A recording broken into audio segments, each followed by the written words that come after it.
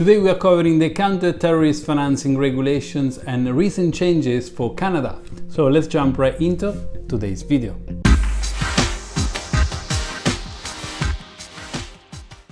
Hi and welcome to FinCrime Agent, my YouTube channel where every week I publish a new video to boost your awareness about anti-money laundering and financial crime prevention. As you've gathered from the intro, today's topic is on counter-terrorist financing in Canada. What is being done in the counter-terrorist financing space is a topic that many of you asked me to cover in more detail, so although this video is specific to Canada, more contents across other countries and regions are available from my counter-terrorist financing playlist that is available on the video description right below. Before we get started, if you haven't yet subscribed, remember to do so, and if you are finding value in my contents, press the thumb up and leave your feedback in the comment section down below of this video.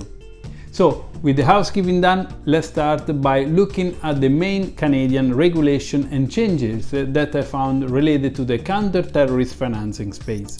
The Criminal Code and the Proceeds of Crime, Money Laundering and Terrorist Financing Act, which is also known as the PCMLTA, are the main anti-money laundering and counter-terrorist financing regulations in Canada. Individuals and corporations are both subject to the Criminal Code. Knowingly dealing with any property or providing or facilitating any financial related service for any terrorist related activity, terrorist organization or listed person is illegal under the Criminal Code. All reporting entities are covered by the PCMLTA. This includes, for example, businesses registered as financial institutions, credit union, life insurance firm, laws company, security dealers, foreign exchange dealers, money services business, casinos, real estate agents and developers. Establishing a compliance procedures, identifying and verifying customers, maintaining certain records and disclosing transactions potentially at risk of money laundering or possible terrorist financing are the four key responsibilities that those reporting organizations have under PCMLTA. As seen across many other jurisdictions, also in Canada, the penalties for breaking counter-terrorist financing and anti-money laundering regulation like the PCMLTA and the Criminal Code are harsh and can include hefty fines and jail terms. The Canadian Department of Finance has been working on ways to improve the sharing of information between FINTRAC, which is the Financial Transaction and Report Analysis Center, and its federal partner. FINTRAC helps counter-terrorist financing in Canada by making sure that the Proceeds of Crime, Money Laundering and Terrorist Financing Act is followed. Like FinCEN in the United States, for example. So, millions of transactions are reported and sent to FINTRAC every year by banks, credit unions and other financial intermediaries. This gives FINTRAC financial intelligence that helps them find and prosecute people who launder money, support terrorist financing or threaten Canada's security from a financial crime perspective. To make Canada's anti-terrorist financing system even stronger, a group of federal partners called the Illicit Financing Advisory Committee was set up. Its job is to find threats to Canada's financial and national security that comes from illegal financing and to come up with ways to protect the Canadians' national security. FATF forced enhanced follow-up, report and technical compliance re-rating. In September 2021, FATF completed the fourth enhanced follow-up report for Canada.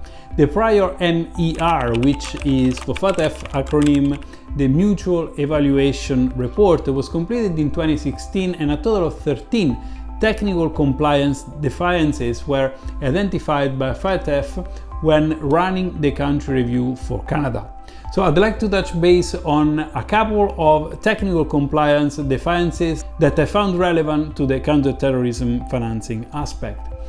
Recommendation 5, originally rated largely compliant in February 2016, a new requirement was added to Recommendation 5 to criminalize the financing of foreign terrorist fighters.